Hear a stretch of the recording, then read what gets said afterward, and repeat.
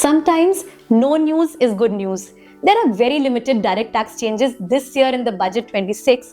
अगर आपको अपना income tax return revise करना हो, so now you can do it till 31st March instead of the earlier 31st December time limit.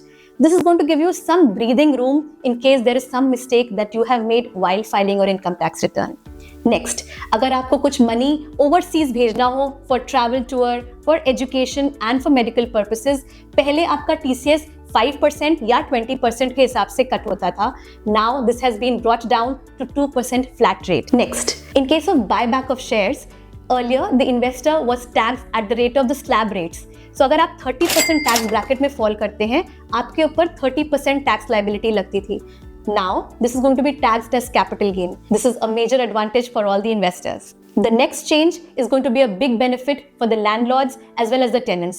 पहले क्या होता था कि अगर आपको 2,40,000 से ज्यादा का रेंट मिलता था, आपको उसके ऊपर TDS डिडक्ट करना पड़ता था. Now, this threshold limit has been increased to 6 lakh rupees per year. So if you are getting a rent of 50,000 per month or a total yearly rent of 6 lakh rupees, only then you are required to deduct the TDS. Last, अगर आप एक resident buyer है and you need to buy a property from an NRI, then there is no need to get the tax. There is no need to get the TAN number.